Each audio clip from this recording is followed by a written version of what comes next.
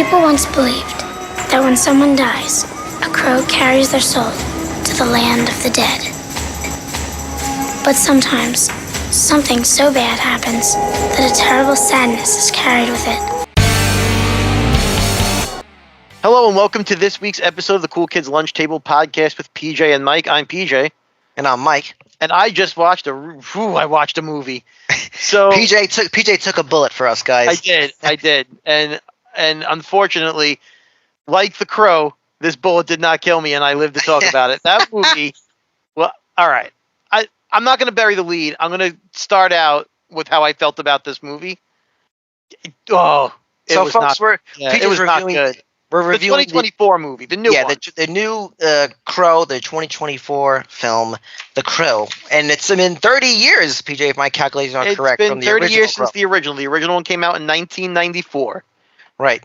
So, PJ, let me just start with this. Okay. Just make some quick, and I wouldn't even say comparisons. So, The original Crow in 1994, right, that starred Brandon Lee. That's Bruce Lee's son. Mm-hmm. But that was directed by a gentleman named Alex Proyas. I think I pronounced his last name right. His other big movies, he doesn't have a huge catalog, but he's not a huge catalog for that guy. He's done Dark City, which I vaguely remember, and I think one we all definitely more familiar with is I, Robot. Yes. So obviously this is probably his best film. He would probably agree with that if he was here talking to us. And the new film, right, is directed by a guy named Rupert Sanders, and he doesn't have a huge catalog as well, but he's done Snow White and the Huntsman. That's with I think Kristen Stewart's in that one, right? She is. Okay. There was a controversy because didn't she she was with somebody and then she was I think Robin Pattinson. Right? Yeah, then she started banging the director in the middle of making Snow White and the Huntsman. That's right. Wow, I remember that now. The whole thing. Right, and he's on this same guy also did the live action Ghost in the Shell, based off the classic anime movie. Right. So I didn't see that. I can't speak to that. All I can say with that movie is I don't think is it a great movie? No. Is it the worst movie ever made? No, it's just keyword is forgettable movie. It's just a very bland, forgettable movie. Because that Snow White and the Huntsman movie was not good. It was not a good movie. That was the story. I saw that one and I couldn't even I didn't care enough to get through it. It was on TV and I'm like, this is bad and I don't have to force myself to sit here. Right. So what we're saying is this gentleman who's a big time movie director in Hollywood that's getting big movies. Like if you look at the properties that he's making movies out of, they're not small movies. Why are we giving this guy work? I hate to say that, but man, I mean, he's 0 for 3. Yeah. He is 0 for 3. Yeah. Peter's going to review the film.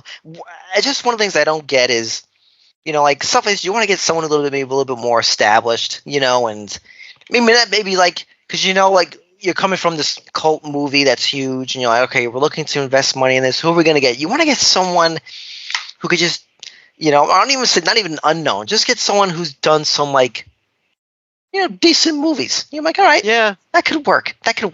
That's it. That's all you need to do. You don't get guys who don't really have the most. I'm not trying to pick on these guys. I'm sure it's very hard work in the industry. Who don't have a great track record. Just don't you want to go in winning? Have a better winning. Maybe this guy needs to start a little bit smaller and build a small film. Look, I'm not saying he's not a good director or anything like that. The direction was probably the least least problematic piece of this movie. Mm-hmm.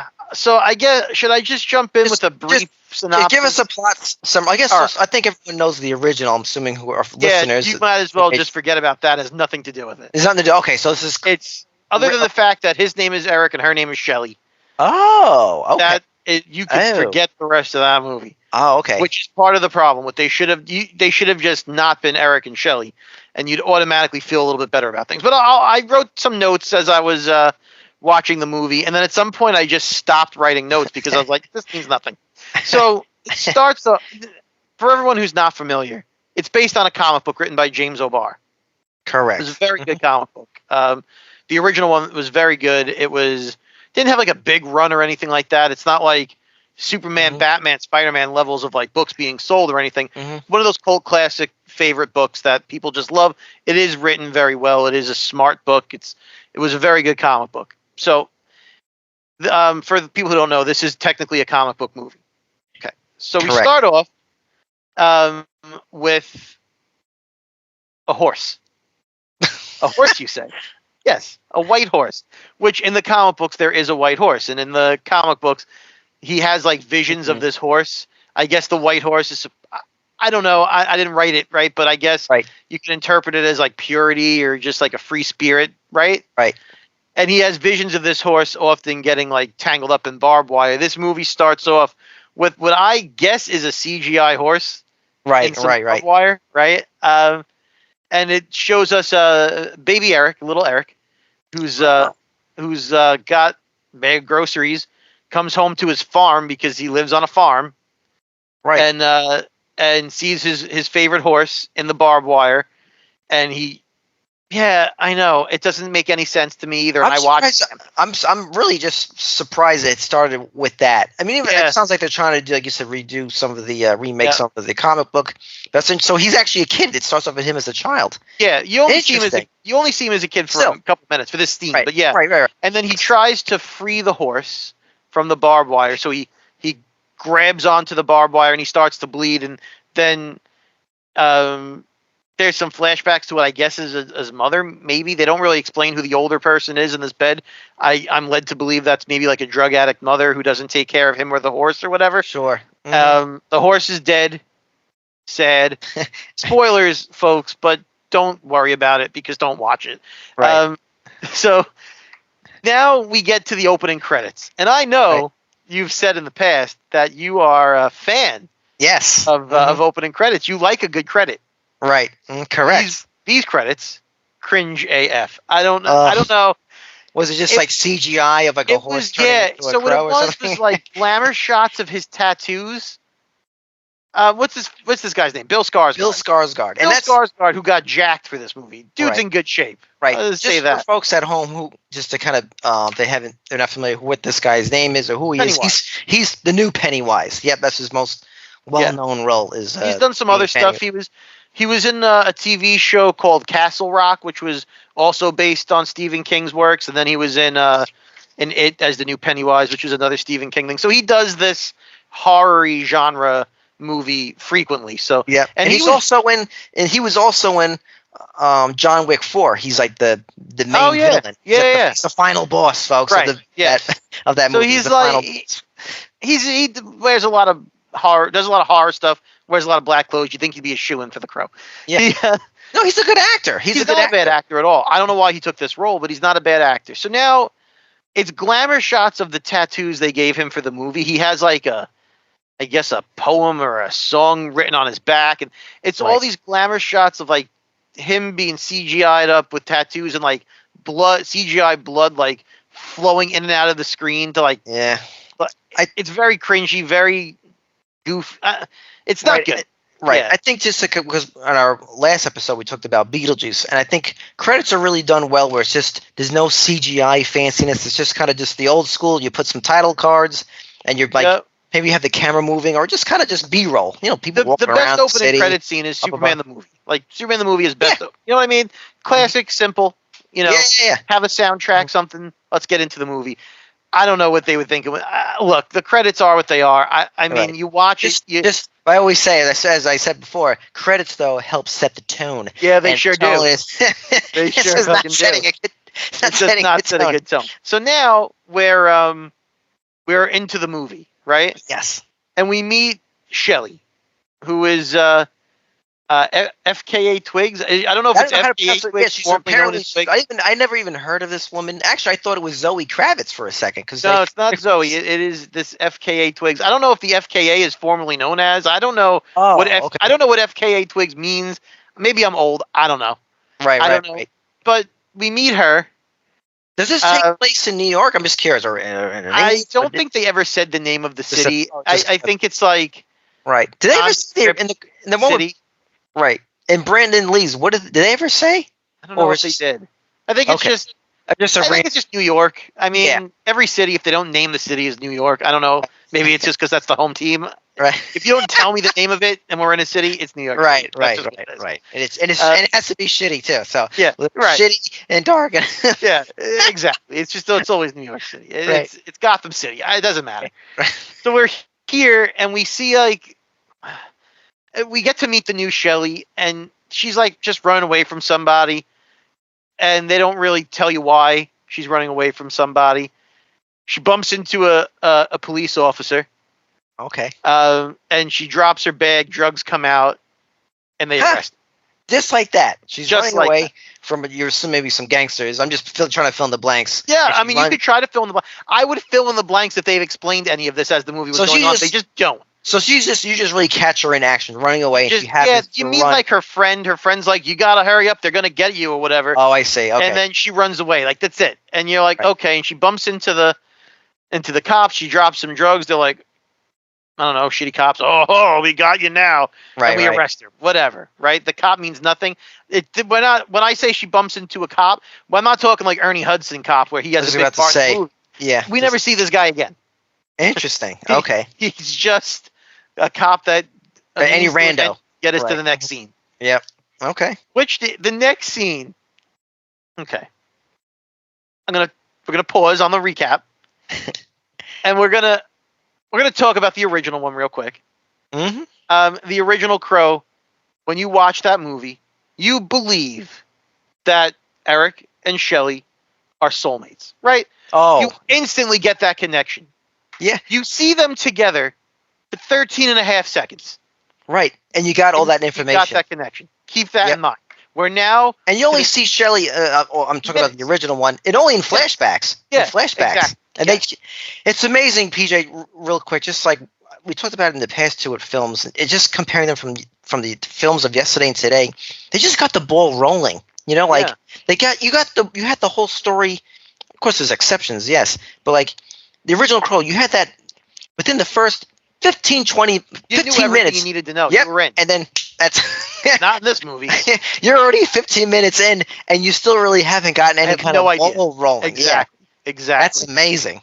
I couldn't tell you at this point in the movie what the fuck was going on. I just couldn't if I tried. So, what happens? We get to our next scene. We're in a drug rehab facility. Right. So It's Shelley's a drug addict, right? I guess. I mean, they don't. And I guess they're both addicts of some sort because the place is called something rehabilitation center. I see. Crow Okay. Rehabilitation Center. I don't know what it's called.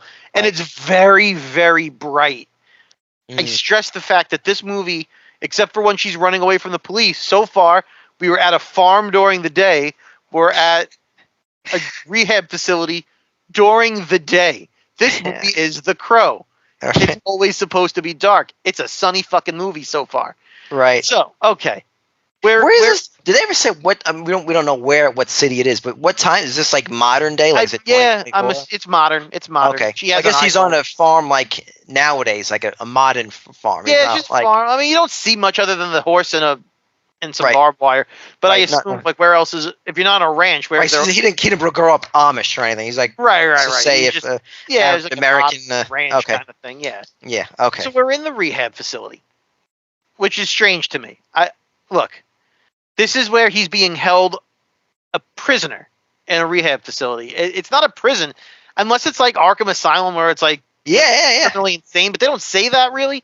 So okay, we are now in this facility, and we meet adult Eric, who is being yelled at by other patients, if you want to call them patients. Right. They have him like up against a wall, and they're screaming at him and everything else. And then it cuts to another scene where it's part of his group therapy. He lashes out at people when he gets angry, and part of his group therapy. I don't know anything about, medical science, but I don't know if this is a thing you would do to someone who has like a hairline trigger and he flips out on people. Do you corner him in a room and yell at him as part of his therapy? I don't know.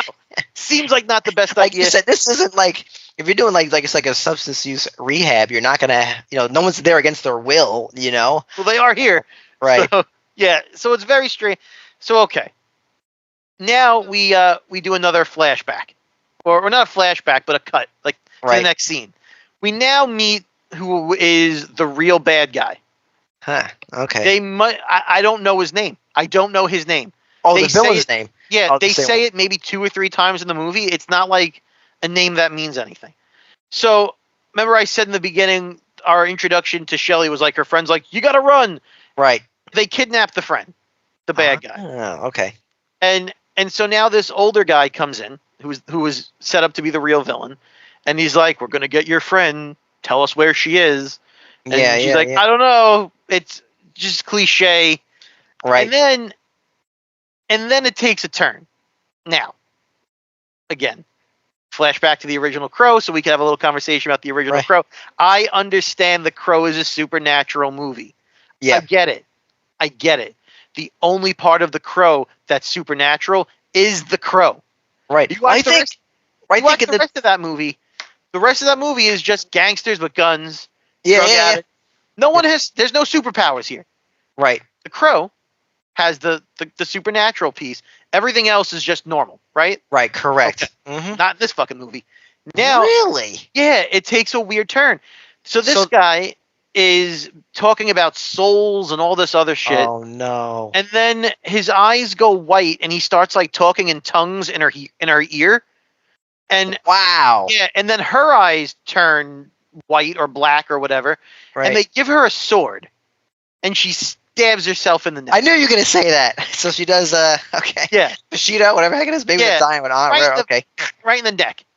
And then Wow. the bad guy takes the sword and he cuts his hand, and he Right. puts his open wound on her On it. stab wound. Right. Right. Okay. And magic shit happens, and so they don't say it outright. I don't think he's supposed to be the devil. I get the impression that he's working Wow. for the devil, and so Right. if he sends the devil souls, he can stay on Earth. They don't say it. They give zero explanation. This is me putting in what I think is the Wow. reason, because they never actually tell us. So that's your villain. Right. I'm just. Do you know if the comic book was like that, or was the original Crow movie more? The in line? original Crow movie wasn't really that close to the comic book. I wouldn't say this one is either. They all Okay. take bits and pieces in different ways. Okay. Okay. That's fine. Yeah, yeah. I'll try to be fair here. I'll try to give some credit. I give them credit for trying to do something different. However, like you said, you could tell it's just not going to work because it, like you said, the original in terms of the original film, Brandon Lee. Like you said, everyone else. That's why when you met him, you're like, why can't this guy die? Remember, Right. He's just his hand shot, and it goes like, it heals, Right. Wolverine style, and the guy's like, huh, you know what I mean? Like that's the whole point. That's the whole Right. point of the movie was If when there's Top other Dollar. people with supernatural that, stuff happening, Yeah, it takes that away. yeah. takes away- Now you got to fight. All right. Wow. Because now it's just a straight up comic book movie with a superhero vigilante and a supervillain. Like that's what Right. this has become. So now we're back in the rehab. What happens to that girl? She just dies. Or She's just turned dead. We never talk about her again. Oh, she doesn't turn into some kind of like zombie or some shit. No, she's just dead, and that's it. Okay, the dead. Like, just dead. More dead. Okay. We're dead. Yeah, it doesn't matter. Her 13 minutes of fame are over. She's done. Okay. So then we're back in the rehab facility, and Eric and Shelley meet. Their eyes cross from a Right. distance. Their gazes cross, and they sit down to eat lunch together in a scene where we're supposed to believe these people are soulmates, Right. and they have no chemistry. You could have had a broom talking to a mop. I mean, that was, I don't know how else to put it. I've 2 pieces of wood, just Yikes. 2 2x4s in the night. I don't know. Was it? Because obviously we know like Bill Skarsgård, Pennywise, he can act. The man He can can. act. What about the Shelley? Is this just bad script where no one can save this, or Yes. she? Okay, No one so can even save this. No one so can save you this. can't totally pick on her acting. No, I'm Right. not totally picking on her acting. I mean, she's not great. She doesn't Right. do anything to try and help.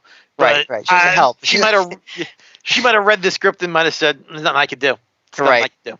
Right. So now we have our soulmates are finally together, and they just have zero, like I said, zero chemistry.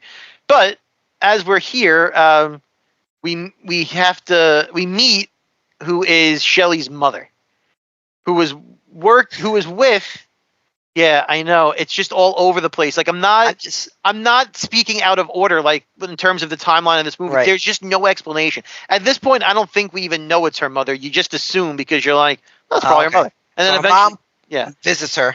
and the mom is with the people that she was running away from. Ah, okay. No explanation as to why. We never know. We just know they were together somehow. Right, I see. And so Shelly's like, they're here to see me. Oh no, who is it? And Eric's like, you stay here. I'll look and see who's looking for you. And he looks at them and he comes back in and he's like, I don't know who any of those people are, so I can't help, basically. They look like lawyers. So she peeks her head out there, sees who it is, and is like, we gotta go. We gotta go. So what do? They escape the rehab. Wow. Okay. They go to the laundry room in the rehab. They cut off their ankle bracelets and they escape through the window. And This, I just want to tell folks, in terms of like substance use, you can be mandated through like, say, like treatment court, or you have to complete like inpatient. But essentially, like, they really can't hold you there. It's not a lockdown facility. That's like if you're in an asylum or something like that. That's what I'm wondering. Like they called it, the psych- sign on the front of that building said rehabilitation. Right. So a But regular it could have been Arkham Asylum for all I know. a rehab can, like a judge can order you to go to inpatient. At the same time, it's, you have the right to. You have a right to refuse. That means, but you would be violating your probation. Yeah, exactly. So just let folks know. Yeah. So I know this is a movie, so I know they're not going to abide by these real life rules. But at the same time, it doesn't really help. It takes you out of it. Yeah, because you're like, this is so ridiculous. It's absurd. Yeah, this isn't like a sign. This because it takes in modern day. This was like maybe like in the 20s, maybe where there wasn't that kind of laws and practice. Right. So they escape. They cut their ankle bracelets now. And they're running. Away. They're running away. They're running away. And now they're in the street, and a truck pulls by, and they wave down the truck, and they hitchhike back to the city. Huh. Okay. Yeah. Okay. So when we get back to the city, and they go into the place where Shelly lives, and she says, oh, my friend's out of town, but she lets me crash here or whatever. And they have the strangest montage I have ever seen in a movie. It is a cross between, it's a montage of them. As he like starts to work out or something? That would be better. If they played some Rocky music and he was doing push-ups, I'd be like, well, at least that's how he's in such good shape. It is they try on clothes. Oh God, Pretty Woman's Place. Okay. And trying on clothes, they're banging. Right. Try on a shirt, they bang. Right. Is he putting on the leather pants and the gothic shirt and the white paint? And then he tries on a big black leather trench coat. Ah, all right. And then they take off the leather trench coat, and there's more banging. And they conveniently show that he's taken the trench coat and it's been placed on a chair. And then you're like, oh, he's going to wear this later. I've seen a Crow movie here and there. Right. I bet you he's going to wear that. He does. So at this point, you're supposed to see that they're soulmates, and it's the origin of their love, I guess, is the way you would put what's going on in this movie. What I don't want to, like you said, things that take you out of the movie. Wouldn't it make more sense? Like when you said, the reason why I said before, oh wow, they went back to the city. Wouldn't a gangster or know where your home apartment is? You would think, like, why would you go back to where you left? They're gonna go back to his farm. And then they kind of, you ever seen the movie History of Violence where they kind of hunt this guy down? Like, they just go right back into the thick of it. They just go back to the place where you can easily find in the phone book. Yeah. Oh, Jesus, this is our best friend's home address. Let's just go there. And okay. That's what we did. So, yeah, and then... But anyone can find her, though. The police can find her, the hospital, it's not going to be hard to find. Real easy to find. The next scene is a very strange scene. I say it's strange, but... It cuts to them in a lake with other people who you don't know, who I suppose are their friends, and they're just swimming in a lake. They're having a lake party. Right. Okay. And you're like, what the fuck? I guess that's like what, a time lapse? I guess time has passed. They're building their relationship and they love each other and they have a life together with friends and Right, they're at the lake still house. living in this person's house that they don't live in. Right, she has to come home in months, maybe. Her Right. friend. Yeah, exactly. Right, never. Right, but they're having the time of their life. Okay. Right. Falling in love. Okay. Right. So And no this- sense of urgency. That's something no bad. sense of urgency. No, Right. no one's looking for these people. I don't know what's happening. The thing is, and this is where I stopped taking notes about the plot because it goes nowhere. None of it goes anywhere. So I was trying to write down like plot points that I thought would be important. They circle back to none of it. Nothing's ever important. So at some point, I mean, we'll cut to the chase because we want to get to the part that. How does he turn into the crow? Yeah. So they find her, and she gets they're at a club because we go to clubs, right, and they're dancing, right? We're in a club, and then her other friend shows up and like they know where you are. They're gonna get you. Okay, so a friend from the lake house says they found you. Right. Yeah. While they're dancing. Right. Right. So now she goes to Eric. She's like, "We got to get out of here. We have to go back to your place, not my place, which is really my friend's place. Let's go back to your place." Right. So we go to his place. His place. I don't know how to explain this. It's a mannequin store. Oh my god. He lives in what appears to be a mannequin factory. So they show them. They're running to the mannequin factory. They go Who inside. thought that was a good idea? I don't know. It makes no sense. It's just so stupid. Just put them in a house. It doesn't matter. Just go back to the house they were living in because at the end of the day, this scene leads to them dying. So we didn't need to see a mannequin house. You could have just brought us back to where we were supposed to be. We're in the mannequin. So this whole time they never went to it was just like what is he like open up the door? It's all like cobwebs and shit. And it's all mannequins and shit. Right. Yeah. So he goes in there and he's like, "I'm gonna lock the door," and she runs inside and he locks the door and he turns around. The bad guys are there. And now death ensues us. How do they die in this movie? Well, they don't get shot. No one's getting raped. Right. No one's getting stabbed. We're just putting their heads in plastic bags. Really? You suffocate them in plastic bags. They both of them get suffocated. Yes, they both get suffocated. Both of them. And so we're dead, right? But are we? Are we dead? We can't be dead. We're the crow. Right. We wake up. So they don't do anything to desecrate her body or anything like that. That we know of. Just leave it there. We never see what happens to that body. We just know she's dead. Right. Okay. So now, this is where it gets bad. It hasn't gotten bad yet. It's about to. Right. So now he wakes up, and we know he's dead, but he wakes up. He's in a. It looks kind of like a train station covered in a forest, like with trees and water, and it looks like a train station, but there are a lot of bridges. Right. So like, I don't know. Where is it that Harry Potter goes when he dies? King's Cross. King's Crossing. Yeah. Right. This is like King's Crossing for the crow, I guess. Right. And while we're there, we meet a person whose name they don't give me. So I have taken to calling him Croby-Wan Kenobi. Right. Because he's like his guide. He's the guy who's teaching him how to use the Crow Force. And he's basically is like, you can go back. You're here. You're only going to be here as long as you need to be here. But only you know what I mean? Like, yeah. So he's like, you can go back and but they don't like. Right, so he essentially wakes up as some kind of, we'll say, a purgatory that's in, I don't know if it's a physical being. Yeah. So, which is so crazy because you think about the original Crow. It took place a year later. And then on the anniversary. Right, and how Crow, cool, and he wakes up. Right, how cool is it when he's coming through the grave, though? I mean, we don't get that. Right, I mean, that was like, when as a kid, you'd be shitting your pants. Remember, he's like, he can't breathe. Like, right. You know what I mean? He's like bugging out. I think you know what I mean? And We've opted to not have that sort of imagery. So eventually he talks to Croby-Wan Kenobi and he's like, all right, I'm ready to go back. And he wakes up in water. Just in water. Like floating in a lake or maybe it's that lake. Yeah, maybe it's the lake. I'm out of the water, I'm back. And now he's like, I guess you would say the revenge mission starts now, right? Right. And but there's nothing behind it. Right. So he's just basically just at this point, his motivation now is to get revenge on the people who Right. murdered him and Exactly. Right.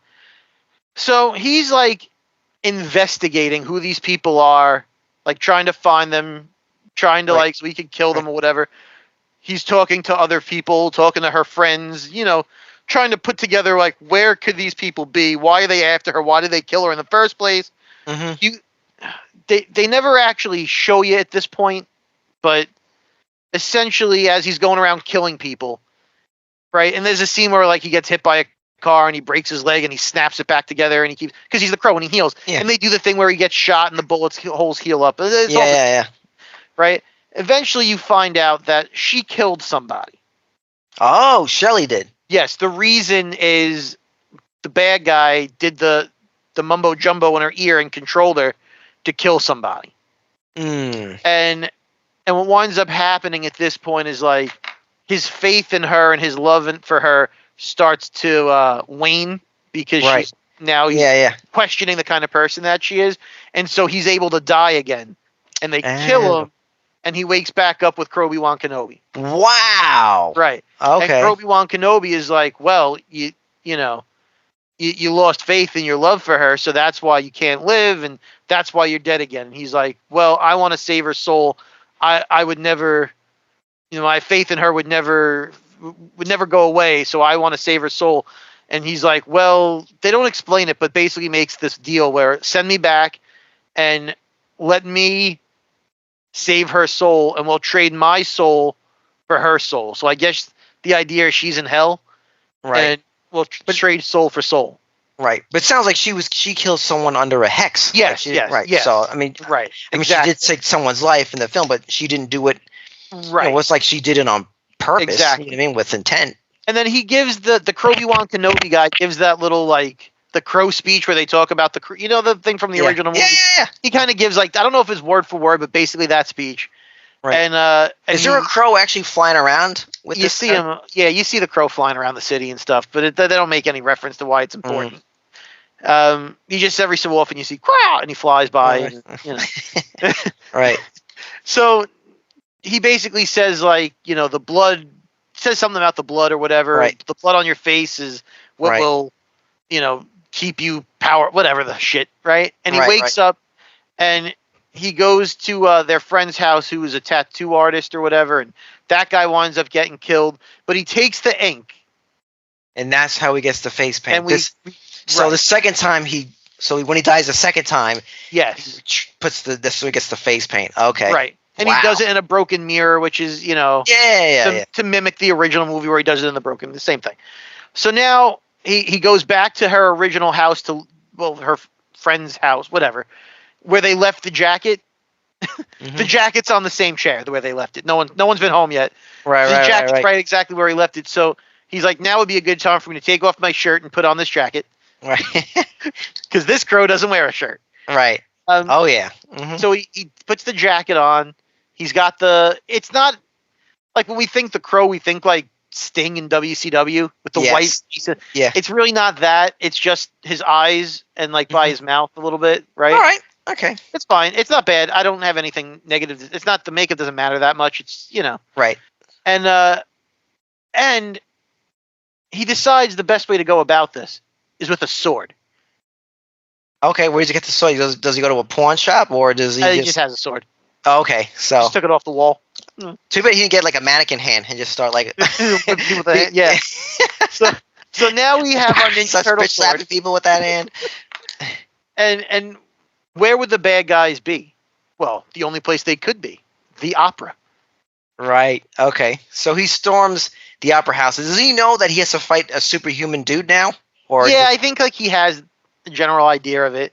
Okay. So we go into the opera house where the opera is playing, and the whole scene is the soundtrack is opera music, and they cut between the opera on the stage that everyone's watching, and the Crow just killing mowing people down. Yep. Right. Mm-hmm. And like it's like John Wick style, I heard, right? It's very John Wick style. Yes, it's very John Wick style with him just killing people with the sword. He takes their guns, he shoots them. He does he shoots them through himself with their own gun. I see. Yep. Right. Mm-hmm. You know what I mean? And we get to and look, we get to the end of this where we get to the bad guy, then we just kill him. Nothing. Does he turn into like a devil? That kind? No. Does he? He's just like, the guy's just like, I'm here. I'm real. I'm a real person. And Right. they talk about whatever they talk about, shitty dialogue, and then they like, that's it. Like they Does just he kill him like, any kind of spectacular? Does he use holy water? No, no spectacular. Crow shit. Does he have the bird shit on him or something? Nothing. There's nothing special about it. It's nothing like. So he just kills him with the sword. That's it. Like stabs him. I think they like. Yeah, I think he just hit him with the sword or something. It's so forgettable. Forgettable. Yeah, you can't recall. Like I watched this movie less than 24 hours ago. It's so forgettable. Like it's nothing, no crazy fashion about how he kills him. And then here's where it takes a turn, another turn. He goes back to right, King's Cross. Right, he's back in King's Cross. Right, and she's coming out of the water. Right, because the water is a thing. Yeah, and she gets to move on, and he's stuck in Crowland. And here's where it gets crazy dumb. She wakes up as if they resuscitated her in the plastic bag. In the plastic bag. So we go back in time, essentially. He's dead, but she's resuscitated, and the EMT is Obi-Wan Kenobi. What about all the other people he murdered then? Like, wow. That's amazing. I don't, I'm just stunned because he just murdered all these other people. Does that mean all these? Wow. Okay. I was not expecting. I guess they were erased from existence. It sounds very like. It was awful. I heard. Is there like a? Suppose they did a reshoot, believe it or not, at the end to have a potential sequel. Did you get that feeling? Well, I mean, the way I see it. I mean, I know we're not gonna get one, but in terms of this film, did they leave something? The way I see it, watching that movie, well, she's the Crow. She's gonna be the next fucking. I would think the idea is either she's the Crow and now she wants to save him, or he's still in Crowland. So I'm guessing the sequel could very well be maybe these people aren't dead because they went back in time, and so they want to kill her again, and so maybe the Crow has to come back and save her a second time. Right. Yeah. Because I saw. Yeah. In preparation for this, I heard that Bill Skarsgård reluctantly had to film I guess a different ending where it's leaves potential for a sequel. Mm-hmm. Obviously, it's not going to happen because this movie made no money. It made zero money. I mean, it was out a week ago and it's already streaming. But PJ, it just sounds like a complete disaster. It is. Is this one of the worst movies you've ever seen? I think I would put this in the top, maybe the top spot of one of the worst movies I've ever seen. Wow. Look, the script was not great, right? The script is a bad script. You can't. Yeah, you can't polish a turd. You can't polish a turd. If the script is bad, the script is bad. Bill Skarsgård, we've seen him in other things. He's a good actor. He was nothing he was going to do. I don't know anything about this FKA Twigs. She's certainly not the actress that was going to elevate this shitty script. She was stuck with what she was stuck with, the same way Skarsgård is stuck with what he's stuck with. Yeah. The direction of the movie, the look of the movie, it's just fine. I mean, it's not like. It's just fine. It's like modern day action movie look. Yeah, the color grade, the grays, and the. You know how in the original movie, as you're watching it, there's like, you almost feel uncomfortable in a sense, but not in a bad way. Like you're supposed to feel that way. Like the subject matter of the movie is heavy. It's death, it's dark, it's drugs, it's rape. It's the supernatural element. It's horror. It's psychological, and it gives you that feeling of like this movie's not. Something's off. It makes me uncomfortable, but in a way where you're supposed to. This movie makes you feel uncomfortable in a way where you're like, this is so bad, I don't feel good watching it. Right. Yeah. I think the feeling is, besides it being cringe, I think most people don't like having their time be wasted, Yes. It's that feeling, it's like, fuck, I hate that feeling. If we weren't going to talk about that movie tonight, I wouldn't have finished it. Right. You know what I mean? I powered through. I powered through for our audience. I really. Right. I think I just want to talk about a little bit more about the original. And Yes, I think I love the original. and I I've think said before, I think it's as Right. close to a perfect movie as there is. yeah, because if and just for folks at home, we actually talk about more about we're going to talk about The Crow here, but we also I don't want to repeat ourselves, but if you want to hear more about these kind of films or horror films, check out our episode Best Horror Films in episode 31, which came out about a year ago near Halloween. So episode 31, if you want to hear more about our favorite horror films.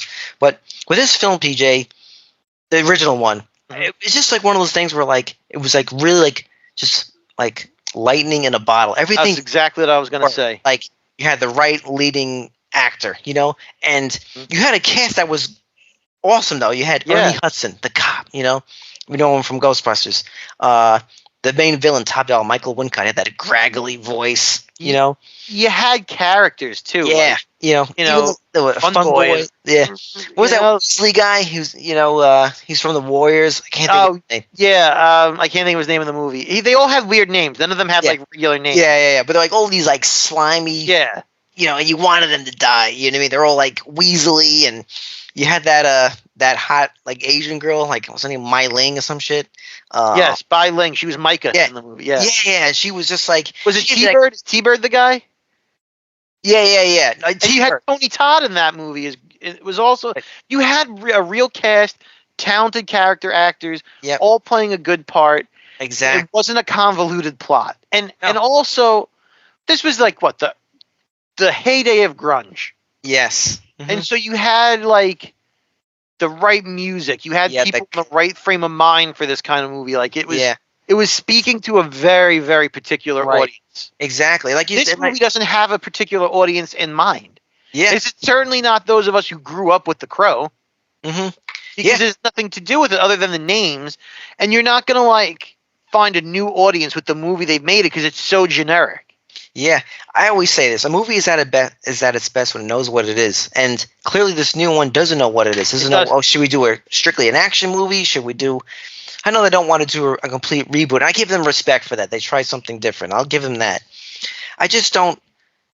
Tonally, like you said, just doesn't work. Like you said, just with the music from the original, you had like Stone Temple Pilots, Nine Inch Nails, Pantera, The Cure. The Cure, it helps set the tone. I feel like I'm just curious for you. What was the music of this film? Obviously, there's an opera sing. Was there like a lot of hip hop? Because that girl, honestly, FK, I don't think there was much. She's a rapper.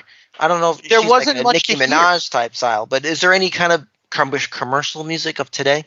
There was probably on the soundtrack commercial music, but it was so like they don't let the music breathe. You could almost call the music a character in the original movie. Like that music was part of the whole thing. Yeah. In this movie, it really wasn't. The only time the music is memorable in a scene is when they play the opera music as he's mowing everyone down the opera house. And honestly, it's more annoying than anything else. It just seems honestly, I always say I understand they want to make money with these films. I just don't understand why they go this particular route. This might be a really weird comparison, but the original Fast and Furious 1. Okay. We're up to 47 and we're on the move. Right. But the original, exactly. But I will still stand by this. The first film is actually a solid film. It's a solid movie. Film. I think as each film goes, I haven't watched. They get more ridiculous. Exactly. But what that first film does is, like you said, it has the tone. There's a sexiness to it, but they play into it. We're going to have some sexual dance songs. Yeah. There's a part where the house gets raided. I guess the main villain, he's like that Asian guy. And they break into his house. They're playing a heavy rock song, but that helps. I feel like nowadays it's almost taboo to put a rock song, unless it's like a throwback. They're playing the 70s, 80s for some kind of comedy action film, like a Guardians of the Galaxy type thing. But it just I agree. It just shows you how much how tone. If you just stick to a tone, it will help make a better movie. And instead of having I feel like with this movie and look, this movie was a mess. There's no other way to put it, right? But I step back and, like you said, it's not fair to compare this to the original movie because the original's so good. It's not fair to this movie to compare it. You take this movie and you're like, it's its own thing. It still fails because it's just not well written. It's not well directed. The choices that were made weren't good. So even to not compare it, it's still just bad. I don't think this is the kind of movie. Maybe it's just me that plays today. Maybe it's just not relevant anymore. Right. And I think that's a fair point. But here's my thing, PJ, and I wrote it in our to-do list. Like, if our ideas for a reboot, I know people are like, oh, well, what do these guys know? But what I do know is I know what works. I know what doesn't work. And this might sound a little weird because I actually didn't see the film, but I love the idea because I'm a big fan of the Predator films. You know, I love Predator 1. Predator 2 is okay. I actually like Predators a lot. I'm actually a big fan of Predator versus Alien. I know that's kind of taboo, but it's a movie that works, in my opinion, because it knows what it is. And I never saw Requiem. I never saw it. I remember I watched maybe a half hour and I turned it off. But they came out with that movie called Prey. And the only reason I never saw it because it was on Disney Plus or something, whatever it was. And I can't believe they did not release that film in theaters. Anyway, my remedy for this, BJ, I think if I was a studio head, I would be like, let's just, as Hollywood does copycat, why don't we just do what we did with that Predator film Prey, right? It takes place in Native American times, whatever. Why don't you just take The Crow, the same idea. It doesn't have to be Eric and Shelley, but you make The Crow, the mythology, this kind of anthology of films. So like you have it take like they're gonna do that with the Predator films, or the Prey films, whatever they call them. They're gonna have it next. I think the next one takes place in the Wild West. You can take the same principle of The Crow. I think it would really work really well, like in the Victorian era. You know, when Edgar Allan Poe was hanging out, some shit. You just do the same story. I was going to say the same exact thing. You don't have to. I was going to say the same exact. Take the same element that makes it special. Of taking a crow, if you set it in a Native American time period where they're like. It just sort of works, right? Yeah, and then you have in the Wild West setting. It works in like, my idea, like I was going to say something very similar. Was like I think this works in a Jack the Ripper setting. Yes, exactly. Jack the Ripper murders some woman and some guy, and then he becomes the Crow in that setting. Like I think that's a. It doesn't have to be modern times. It doesn't need to be Eric Draven. It doesn't have to be any Draven. I mean, you know what I mean? Like just different names for these people, and I think you need the magic of the films, like which is like the magic of the story is you can play that Crow. You can even have it for like role reversal. You have like maybe like some girl, brother and sister. The brother dies, and the girl she wants to save. She wants to you make it a young girl. She wants to save her brother or some shit. Yeah, it doesn't. Or a mother. Her kids get murdered. Something really crazy. Right. It doesn't have to be a love story in the sense of a boyfriend and a girlfriend. You just have that. People love that shit. People would eat it up because we know the Halloween movies are successful. Even the Scream movies, even though they've been horrendous, you can basically redo the plot. I'm just saying here as a movie executive. Hey, I want to make money. How can we make the most money and be smart about it? If you really think about it, what are we doing here? We can make money from this. That's the thing. They always say like, I understand guys like us. We have a passion for film and all that. If you, I feel like PJ, I mean, you own a comic book store. Don't you want to make money doing this? Well, I want to make art and also make money. Like, you'd think. Don't you want to do that? You know, like, why can't you do this? Like. But here's what I say, though. Watching this movie, watching the original, they already had a remake of The Crow, and it was John Wick. Whoa, Mr. BJ. And it worked really, really well. It's the same idea. That's PJ? Right. It's the dog instead of the... It's the dog that his wife left him. Right. Instead of the wife. Right. And he goes on a mission for his revenge. Right. Because actually his dog gets killed. Yeah, that's what I mean. He goes on that revenge mission. Yeah. And for his wife, because that was basically his wife getting killed basically 2 times, you know? Right. He might as well have died 1,000,000 times in that movie, but he doesn't. You know what I mean? So they've already made the remake of The Crow, and it worked. So it's not that you couldn't do it. They just did a bad job of it. Right. You're right. You're 100%. That was a great analogy. So... Woo! So, PJ, out of 10, what would you give this film? All right. I'm gonna give it a 2. Wow. Sounds like it deserves it though. I was on the fence about a 1. I don't believe in a 0. It's 1 to 10. 1 is the worst, 10 is the best. I wasn't gonna be like it's a 0, but no. I gave it a 2. Because look, I mean, I sat through it. Right. There was very few redeeming qualities. I appreciate that they did try some different things. It wasn't exactly the same shot-by-shot remake or anything like that. So you don't get a 1 because you put some thought into it. It didn't work out, so you're getting a 2. The original thought for this movie, by the way, this movie has been. They tried for years to get this movie. Oh yeah, I even wrote it down. One of the things they wanted to do was make a shot-by-shot remake of the comic book, not the movie. They wanted to take the comic and just recreate the comic book on screen, which may have been better because we know that story works because the comic book was successful. Right.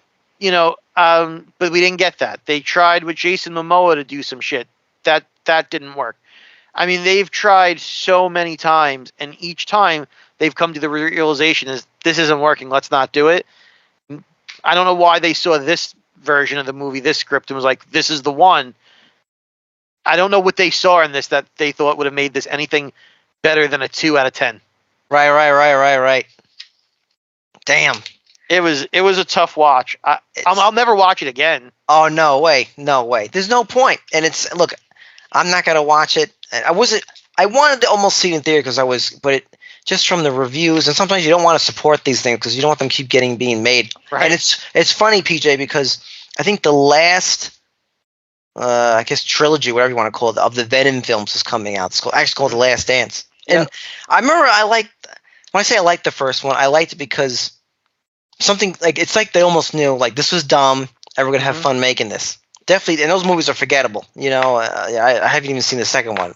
Actually, I tried watching the second one. He fights Carnage. It was awful, but it's funny how that how worked. I can't maybe because of Tom Hardy. It's like they knew what it was. Yes. It's like you always say when a movie's its best when it knows what it is. They weren't looking to win an award with that movie. They weren't looking for anything other than some action, a couple of laughs, some Spider-Man stuff in there, whatever, and done. And you know what? Was it good? No. Was it entertaining? Yes. Yeah, PJ. Yes, it was not good. It was entertaining. This was not good, and it was also not entertaining. Right. Touche. Really fair point. Drop folks. All I can say is, in this, drop my light again. In terms of The Crow, just watch the original because it's just like the other sequels that came after it: City of Angels, The Crow Salvation, and Crow Wicked Prayer, and this new one. Like I said, I think the only way they can really make a success out of this series, milk out of it, if you do what we said, really just take the principle of the story and apply it to different eras, like they're doing with the Predator films. Someone finally had a brain. But other than that, just watch the original. It's really a classic cult film. It really is. I mean, all of the sequels to this movie have been bad. There was a David Boreanaz one, bad. There was a TV show. I didn't even know that a TV show. You didn't remember it was on like TBS or TNT in like the mid to late 90s. Mm-hmm. And the only reason I know about that show is because like I'd watch WCW Nitro, and they'd be like, "And now The Crow." And, right, I don't have no memory of that. Yeah. But also not good. Nothing they have done has been good since the first one, because sometimes you do something so right that you leave it alone. Yep. Mm-hmm. Well, folks, that's about it. I don't know how much more else I could say. That's all we can can say. There was nothing good about that movie. It's a shame. I did not go in wanting to hate it. Sometimes you have like a preconceived, like it's going to be bad and I'm going to hate. I didn't want to hate this movie. Yeah. No, I think you gave it a fair review. It was just not good. It's just not good. Mm-hmm. I would tell you to watch it and make up your own mind, but don't do that. Please, if ever you let me make up your mind for you, it's on this movie. Don't watch it. Yep. Save yourself the hour and 50 minutes. It's not even 2 hours. Wow. Okay. An hour and 50 minutes. Describing it felt like an eternity. But yeah, folks, check out the original Crow with Brandon Lee, especially when Halloween starts coming out, especially the night before Halloween, Devil's Night, because kind of like that movie takes place. Yep. It's a classic film. Such a good movie. But yeah, same time, same table. Have a good one. Caw-caw! Boys and girls, lunchtime is over. For more information, visit their website at coolkidslunchtable.podbean.com. Follow the boys on all social media platforms. Just search Cool Kids Lunch Table Podcast. Now get to class before you get detention.